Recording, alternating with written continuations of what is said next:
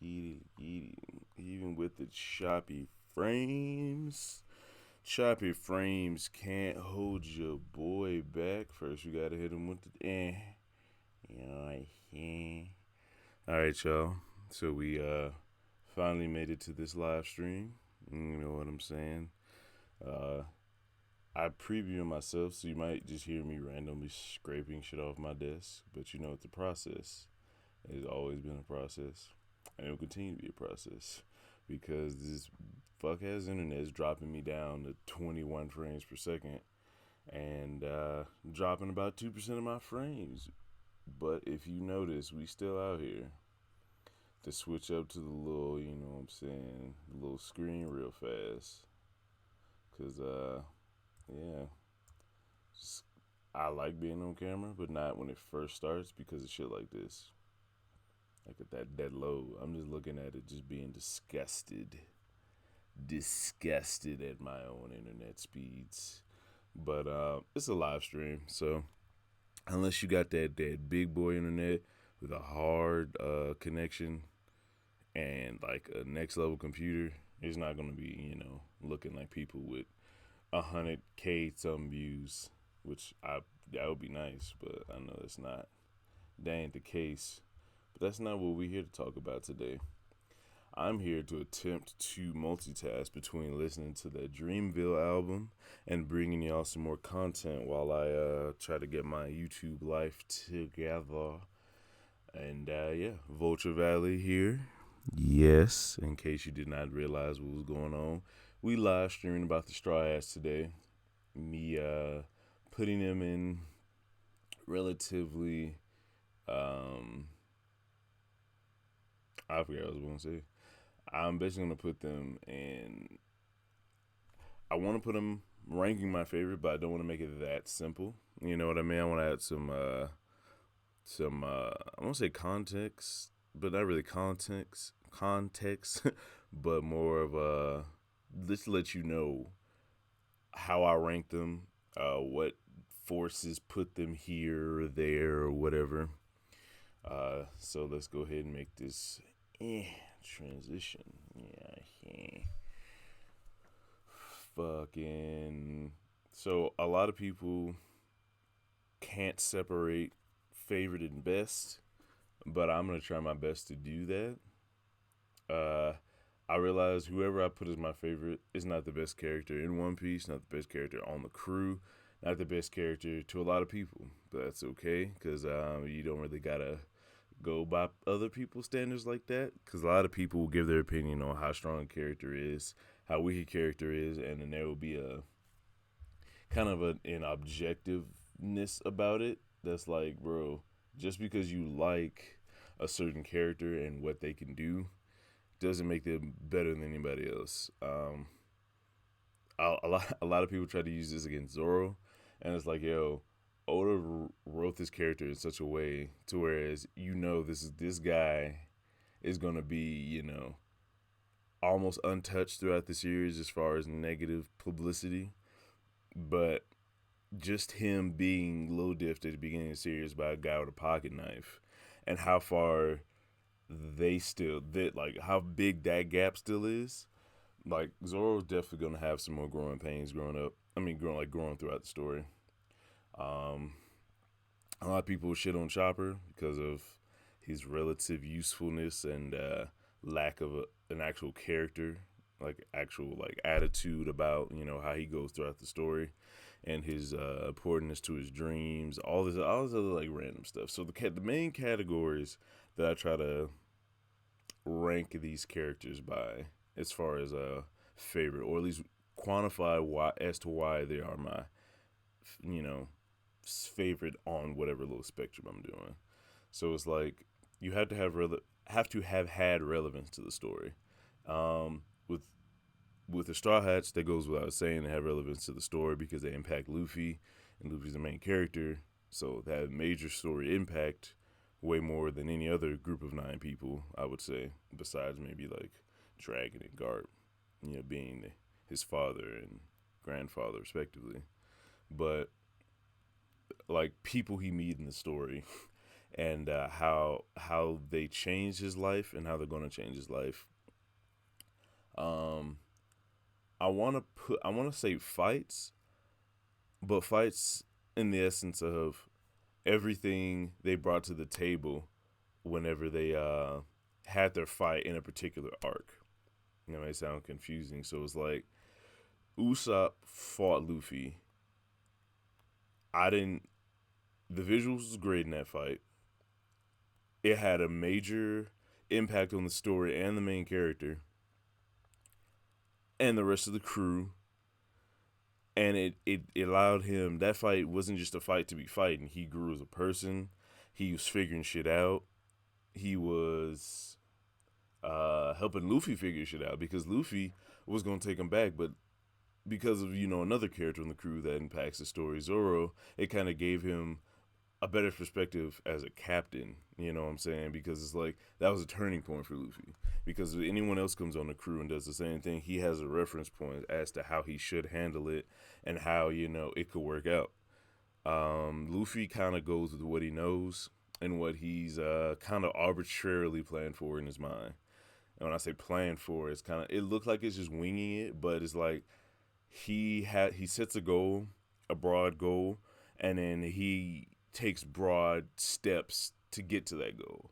So, it's a straight line to get to his goal. He don't mind taking a left and a right because he didn't make it a straight narrow path for himself.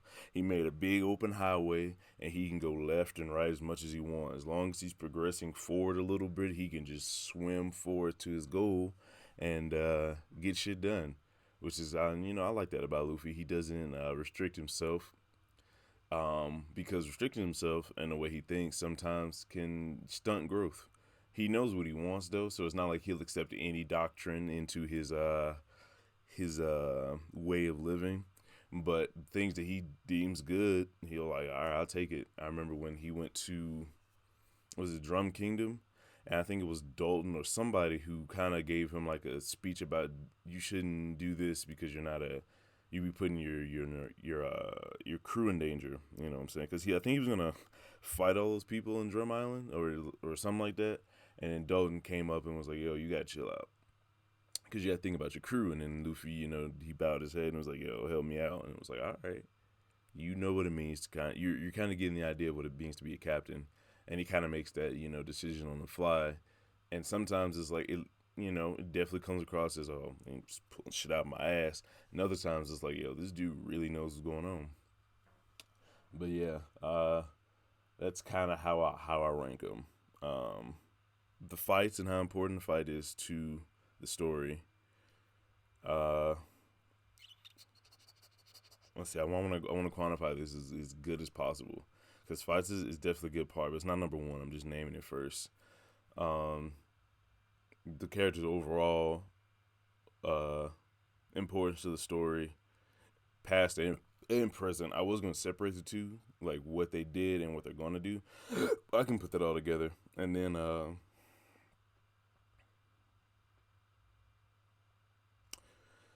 powers and I guess looks. Powers and looks is the best way I can put it because it's like powers can go into fights. The category of fights because it's like you fight with your powers, but it's like for me it's a little different. Like a guy could have water. It's not like I hate water, but I like fire more. And it's just like if he had fire and did the exact same things he did, you know what I'm saying? I would like him just that much more because I like, that particular element or fighting style or whatever. And that whole motif plays into, how they look. Because it's like if you're like Zoro, if you're a swordsman, you're gonna have a swordsman kind of look, usually like sharp edges and kind of oh shit, you know what I'm saying, kind of look to you because you got the sword. And if you had like a club, you have more of a rounder, like defensive, pudgy build. You probably swinging around kind of slow, and all that kind of feeds into each other. And it's just the aesthetic and the flair of how you use your powers. Fighting and what it means and what it does for the story. I separate those two. So fights and what it means to the story.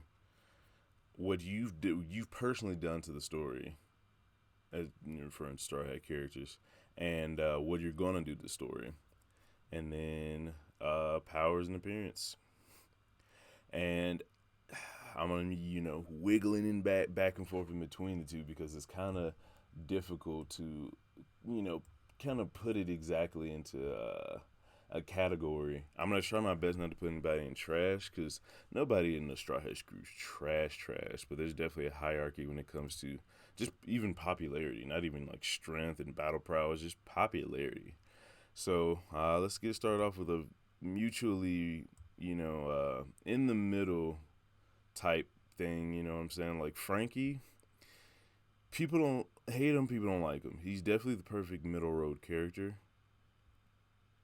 Mm. Now Frankie and the Frankie house fight when Sanji was it the Sanji, Zoro, Chopper, and Luffy all had that walk up to the Frankie house, and he was like, "Yo, you mess with my boy, it's go time." That was fire, but that was more of a the Straw Hats being cool instead of being Frankie. Because I ain't gonna lie, when Frankie first showed up, I thought he was gonna be like everyone else, he was gonna be just some random guy, and his heel turn was great. Uh, it was it's funny because the heel turns kind of had the kind of went in tandem with each other. Because Frankie was a heel turn, like a villain that turned into a straw hat, and Robin, they kind of did the same thing. Like they both were major enemies, and then they became straw hats. But then their story was intertwined. Like they was caught together. They both had dealings with CP9 because of Tom, because for Frankie and her whole life in O'Hara, thanks to Robin. So it was like that was a dope one because it was one of the only few heel turns in the series, you know. But at the same time, I never really put technology high up on the rungs when it came to how strong and how powerful someone could be. Germa kind of made that kind of changed my mind a little bit on that, so I may put him in a B. But yeah, I think I'm gonna throw Frank in B right now. I could talk myself down to a C, or I could talk him down to a C, but he's way more middle of the road than anyone else. So I don't want to put him in C. I don't want to put him in C. Attachments on the side, bro. I gotta remember the dude's name who did this verse on Oh Wow, but he was going in. But anyway, yeah, I'll leave him at B. Frankie at B seems to be a real solid choice because it's like he's not the strongest, he's not in the weakest group. He's just straight in the middle. Like he could be one of the top people, or he couldn't. Now, this next one's gonna be a little controversial.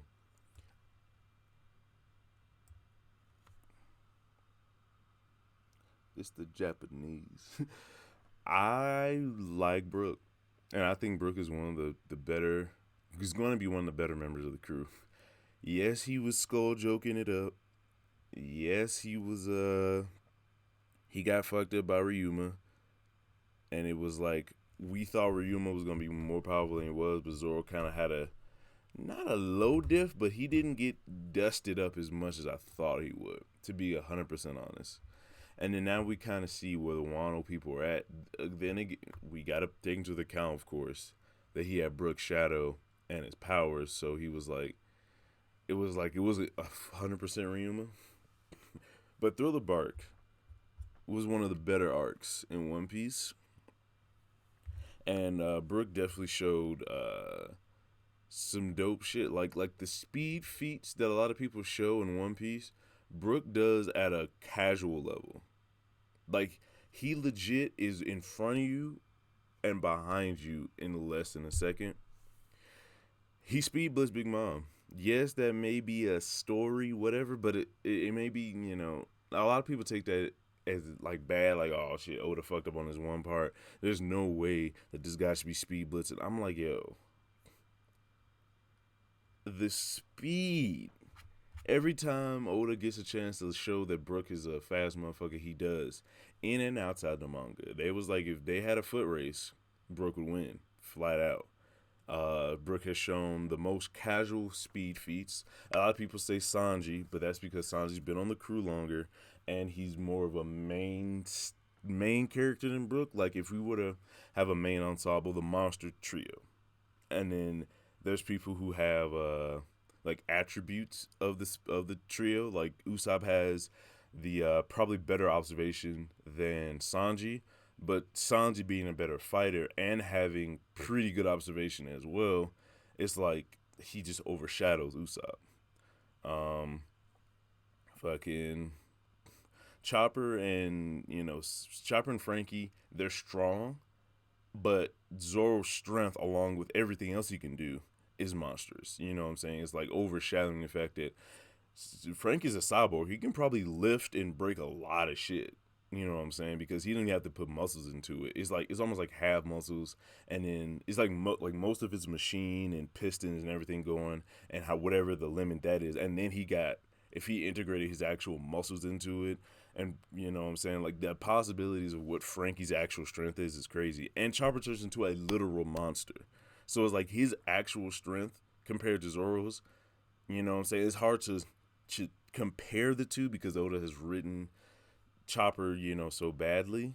But if we, just think about it for a second, from not a like a fanboy perspective, Chopper could be strong as shit as far as like physical raw strength. Like Chopper is an actual monster. So when we talk about strength, Chopper could have somewhere in the ballpark of Zoro's strength, being a wild animal Zoan who, you know what I'm saying, like all that's working for Chopper for his strength, but he doesn't have the fights, he doesn't have the pedigree of Zoro. So we kind of just throw him off to the side. So it's like these people like Usopp, like Frankie, like Chopper have the attributes of the people in the Monster Trio. The Monster Trio is just more well rounded for battle, survivability, maneuverability. So that's why we kind of like shit on other ones, because they only have like one good thing about them and they use it to their advantage as far as fighting, and then go from there. So Brook has crazy speed. Crazy speed. What if he outsped Big Mom because he was as faster than, a Yonko, or on the level of a Yonko? It's just all his other stats are trash. Not trash, but not enough to do anything to a Yonko. So it's like you can be faster than Yonko. It doesn't matter. If he's faster than Big Mom, what did that do for him? You know what I mean? Like he still got fucked up. He outsped her, but you gotta have other stuff with that speed. So it's like if Sanji would have outsped Big Mom, he could have maybe done more than Brook. He wouldn't have beat her, but he would have done more than Brook. But you know what I'm saying? If you put someone else in that position where they're fighting, maybe not Big Mom, but someone lower with that same speed, you know what I'm saying? Then he can do something. So it's like you gotta put respect on Brook. Bank Sake is one of the greatest songs ever made. Saddest backstory, hands down. Nami is close because she had it expounded upon, and there's other people involved that are alive, like not like Nojiko, that can add to the weight of it. Like I was there, and I know. But for me, it's Brook. Brook had the saddest backstory. He has a really cool, aesthetic. Got the fucking cane, so he has a violin. That violin was hit back when he used it to like put people to sleep with his sword, and he was putting motherfuckers to sleep. That was the shit. So I had to put him in A. Just let's see, Jinbei. We're gonna save Jinbei and Luffy. I'm gonna get through like the more shallower characters first, and then go from there. Let's go Robin. For me, I put Robin and Frankie on the same level, but I put Robin over Frankie. I'll put Robin over Frankie. I love her design. I loved it back in Alabasta, back when she was a sister, before they changed, before they forcibly changed her up on us. But it's whatever. Uh, she her powers are dope. She had that little thing with she had that thing with the Revolutionary Army. So whatever is gonna come of the Revolutionary Army in its past, I feel like Robin's gonna be able to put a little 2 cents in.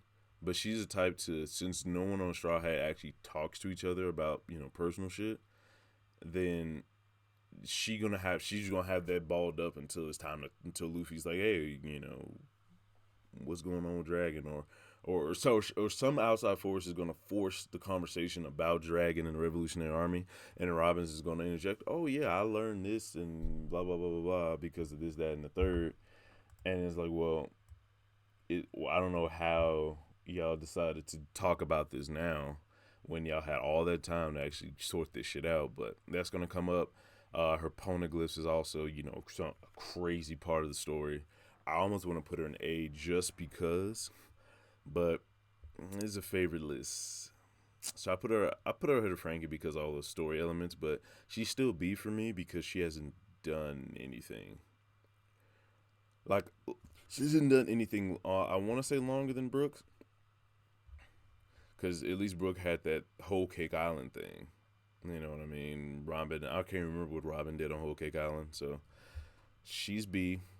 Nami. Nami, the actual captain of the crew. Now, if I was going off of fights, she'd definitely be in C, maybe even trash if I really hated women like that, but I don't. So she gonna have to go in B. B, she A. I'm putting her in A because I feel like there's a past with Nami that could possibly come into play later, given a huge boost to story elements. But I feel like as far as fleshing things out with personal wise with the Straw Hats, that time has long gone. We're not gonna focus on the. I don't feel like we're gonna focus on the Straw Hats when it comes to.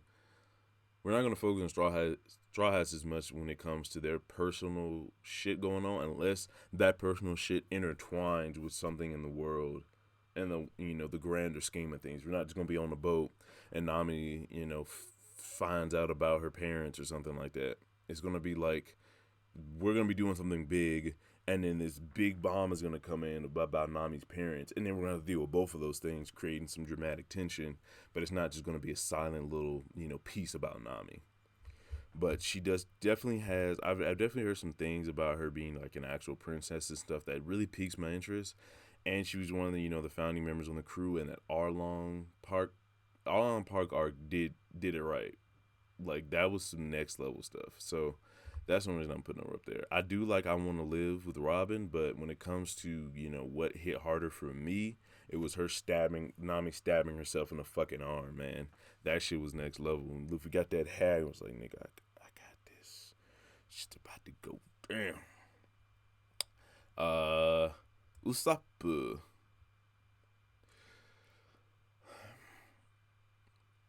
I gotta put Usopp in C. I know this may be blasphemous, cause he's a nigga. And I kind of want to put him in B, but I don't want to be. He's actually outside the monster trio has observation hockey, so that moves him up to B. He has observation hockey, so that's going to be future plot relevance because he's going to have to get it better, and maybe face his dad. Almost, what I'm saying, in a sniper battle. Yeah, he's definitely going to face his dad, and if not, he's definitely going to face Von Augur. So that fight and the Luffy fight and the possibility of the possibility of him fighting with Von Augur, him fighting with Luffy, him fighting with the mole lady and the dude with the bat that fucked him up. That was a great fight. Usopp has had a lot, but I don't want to put him in A because I'm still waiting on him to, what I'm saying, put his muscles to use. I've been mad at Usopp because it's like, I understand Oda doesn't want to change his characters that much, but I need Usopp to be just a little less afraid of things.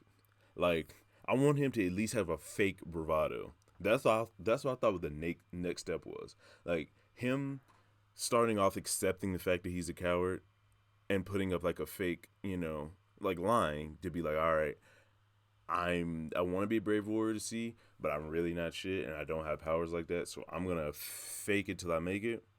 and then transforming himself into a character that can take on these things, and his faking gets better, but it just seems like he's reverted to being more afraid, just to let you know that, yeah, I got these muscles, yeah, I can summon a giant plant that's 40 feet tall and can eat people, but I'm still afraid. Like it's like that part of him is almost getting pushed to the foreground more, and I'm just like, that should be slid back more. Like he should be a bigger blowhard than before. Like people was like, oh, remember he was doing the flag thing. I got 1,000 niggas in my command.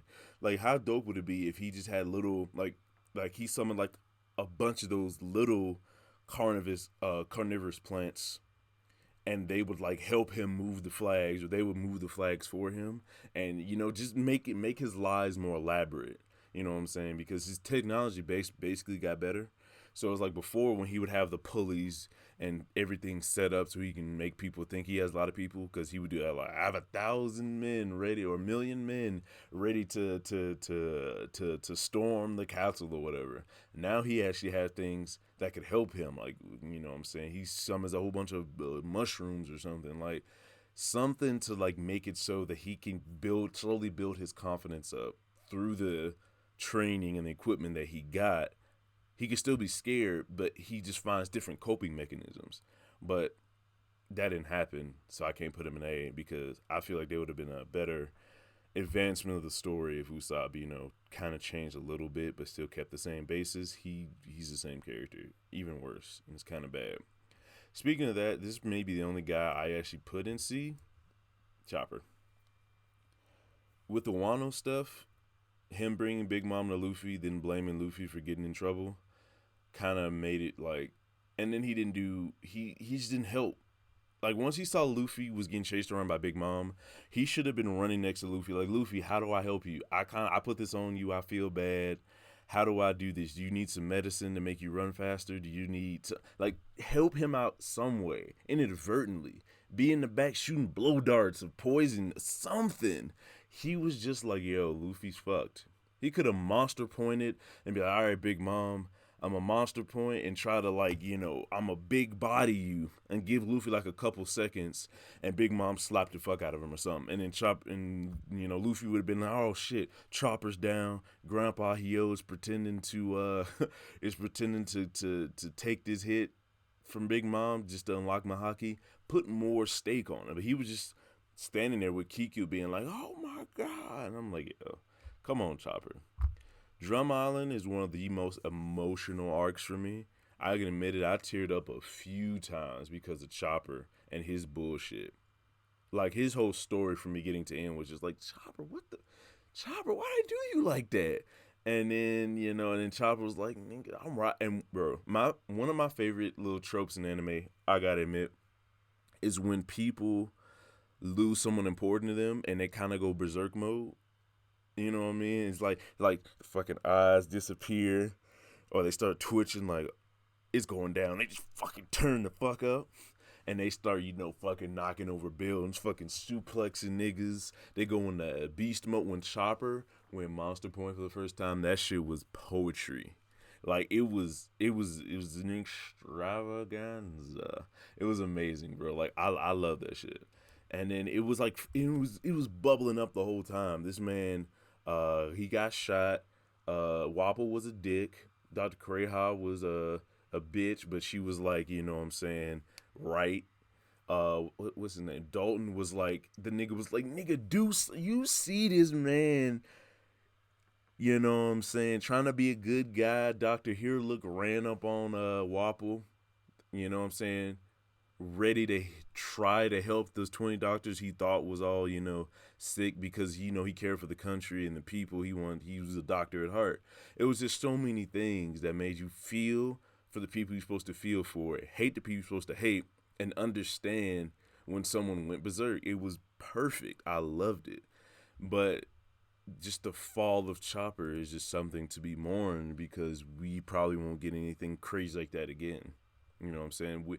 Like Chopper sees Luffy as like his savior, but he's not willing to sacrifice himself as much as I thought he would. Like, you know what I'm saying? Like, he should have a problem we should have saw him kind of going Monster Point a few more times and a few more emotional times. Like I think he went it one more time after. Like he went Monster Point not in front of the Straw Hats in his own backstory, and then he went Monster Point in front of the Straw Hats, and then he learned to control it because of 2 year time skip. But he was like, he should be like, I learned to control it more, but my emotions still get the better of me. At least that should have been like an undertone, like, yeah, I mastered it. And then like when something goes down, he tries to go Monster Point, but then his emotions get in the way, and then Monster Point goes to like Super Monster Point, where he kind of goes out of control. His strength doubles or something. Like he gets bigger. Like he controls stage 1 of Monster Point, and then there's Monster Point phase like 2, and he has to deal with that or something to make it still like a Jekyll and Hyde type of thing. At least that's why I can't say the story should have went whatever, but that's just how I feel about it. Let's go with Zoro. Zoro's obviously S tier. There's no way that Zoro can't be S tier. With the crazy shit he's been doing, and the first Straw Hat, this guy has a special place in everyone's heart. He had some crazy fights, some of the most important fights for them to advance in the story. His like the way he looks is aesthetically like amazing. Samurai guy, taking niggas down, tough guy, always working out. I love that about him, trying to get better physically. The only one that puts in work in the crew, besides Sanji and his amazing wrist work with how much food he cooks in seconds. I would say Zoro's one of the mainstays of the series. Of course, everything's kind of like centered around how Sanji, Zoro, and Luffy navigate the world. Mainly Luffy, of course, is in the foreground, but in like one iota behind him is Zoro and Sanji, in my opinion. Yeah, it's almost self-explanatory. Zoro is that dude. I'm gonna go last. I'll put Jinbei in A. I put him so high, even though he's 1, not officially in the crew, and 2, we haven't seen him in a while. I feel like Jinbei in the Paramount War and afterwards, after the war, was pivotal in getting Luffy to get closer to what we all want him to be, like a more kingly nigga. And Jinbei was instrumental in that. He was a warlord. His powers are crazy. He can save anyone who falls into the water who's a straw hat. So he's useful as fuck. He can drive the boat better than anyone. It's like, let me drive the boat. Like, this dude has gotten is what the Straw Hats need to kind of say, oh yeah, I'm competing to be the Pirate King. He just bolsters their roster that much more. You know what I mean? One thing, because this guy Jinbei is one of the newer additions, of course, to the crew, but I would like to see the random addition. I want to see, if they don't put in Carrot, I want to see, what's her name, Vivi, come back, become a pirate, and become like the 6th strongest on the crew. Like, randomly. I have no idea how it's gonna happen. The likelihood is at 3%. I just would love to see it. Like, if she goes from fucking spinning peacock, whatever the fuck, to low diffing third commanders, for example, that for veterans, like Big Mom veterans, that'd be mid diffing, high diff with oven. Imagine a Vivi that's high diffing oven. Wow, wild and crazy. I almost forgot. I was like, when Zoro or Jinbei? So, I'm gonna go with my boy. In case you haven't figured it out, I'm saving my favorite character for last. Definitely gotta put the boys up here. Monkey D. Luffy. Ever since the first monkey in the barrel joke that Luffy came out with in episode 1 and chapter 1 of One Piece, He's been that dude. He's been the catalyst for which I can get my pirate fix because I played this game way back in the day. If anyone ever remembers, is Urban Rivals, and even before that, there was a couple other things that had this subcategory archetype pirates. I've always loved pirates. The freedom, I romanticize pirates, and I think me and Oda were on the same way with that because there's a lot of aspects to pirates that are kind of terrible. Not only did they rape, murder, and steal, a lot of them were hired to like help capture runaway slaves back in the day. You know what I'm saying? So it was like there's a lot of things about pirates that are shitty, but the romanticized idea of a pirate, I'm in love with because it's just like you and your ingenuity out in the most dangerous space in the world besides a volcano. If the world's oceans turned to volcanoes and then there was some kind of fucking fire pirates that were sailing volcanic seas, that'd be the only other more extreme version of living because living out on the sea, you know how dangerous the sea is, and then there's a made up dangers like the sea base level ocean in the real world is scary enough, but these niggas got sea kings. And it was fucked up. We in the real world we could have sea kings. We would never fucking know about it. But their sea kings come out way more like they have. You know, Lord of the Coast was literally off the coast of a village where people lived, and they knew it was there. So it was like every time someone tried to leave the village, they may have to deal with a fucking leviathan. And if you're a regular ass dude, that's your ass. But you know what I'm saying. On top of having people who live throughout their ingenuity, you got people that are literally possessed with the powers of the sea devil and fucking throwing hands. They got fire, technology, water, wind, all the elements. They got random creative shit like the flower fruit, making you bloom flowers of your arms onto other shit, cracking backs like Germatech, the raid suit, like the One Piece world is definitely one of the most creative worlds out there, and like well thought out.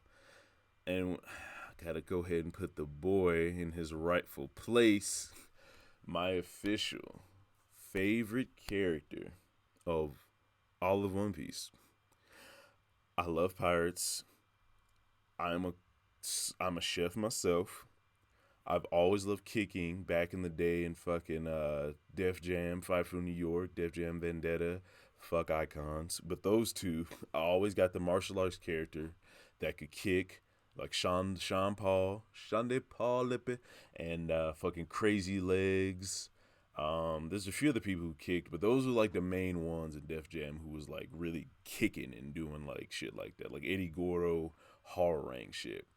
So this dude was perfect. He up his, you know what I'm saying? He had the J roll tightly on a consistent basis. He had the suit, you know what I'm saying? Obviously, I said fuck clothes today, but it be like that. But this dude always dressed up. The only thing I don't really fuck with Sanji about is hidden women. Sometimes you gotta fuck motherfuckers up. You gotta beat a bitch ass. Especially when this motherfucker could fly and shoot laser beams out her fucking asshole. So it was like, I understand the base women you shouldn't hit because they're not demigods, but when you're dealing with fucking demigods, you gotta put some pause to people because they're no longer like. In my opinion, people don't. The whole rule for not hitting women came up because one, there was a lot of women hitting in the past because growing pains of being human race, and because genetically, more than likely, women will be weaker. So it's like you don't want to just go around bullying people. You shouldn't hit anyone, but especially someone that's like can't help but be weaker than you, and then they have an important role in society. All that balled up together, and that's what he's on. But Monet is a ice harpy that controls snow and could take your head off at any moment. She don't fall into that category of regular women and all that shit. So it's like his base theology or philosophy on how he lives life is flawed and ridiculous. Don't hit normal women who can't use iron body. If this bitch is using Geppo and Iron Body and fucking the finger pistols, she's fair fucking game, nigga. But Sanji's just as stubborn as he is dope. I was like, sometimes you gotta live by a code, man. Even if that code don't make sense to other people and all this different shit, you might be wondering why I don't have a shirt on. And you know, I don't know. I just ain't feel like wearing a shirt today. Sometimes it be like that. And I think it helped me get my video out because if I had to wear a shirt, I probably wouldn't have made this 40-minute long video. But I've officially ranked all of my favorite straw hats, touched on some topics. I think it's a good place to cut off. I just wanted to get some out there for the people and let y'all know how I feel about them, straw hats. I want to do more. I've been getting discouraged a lot lately on doing videos because other people have done them. But I got to realize that putting my voice and opinion to something is going to make my channel better. Like, even if someone's talked about it, 1,000 people have talked about it. Before that person made that video, someone else talked about it. But it's like, that's not going to stop them from getting views. So I got to, do my thing. So I'm going to, keep trying to talk about shit that I feel like I haven't discussed before, like my views on how the One Piece world is, how it's going, my theories. You know what I'm saying? I can't quantify my theories on how I feel by other people. So I'm going to try to, stay true to what I'm trying to get going right now. And this will be, part of it. It's Monday. So I got the video out for Monday. We're going to try to push through because we got Monday, Tuesday, Wednesday spoilers come out. And then Thursday, the chapter comes out. And then we're going to roll into the One Piece weekend. So I got to at least do a stream and possibly a video every day for you guys until that, get up to that point. Because it's hard to just be chilling with no One Piece content. This isn't exactly the creme de la creme of One Piece shit, but talking about it and then letting you guys know how I feel about our favorite romanticized pirates, I fucks with it. But yeah, y'all, I'm out of here. I think that might be my new outro. But yeah, y'all, we out of here. Peace.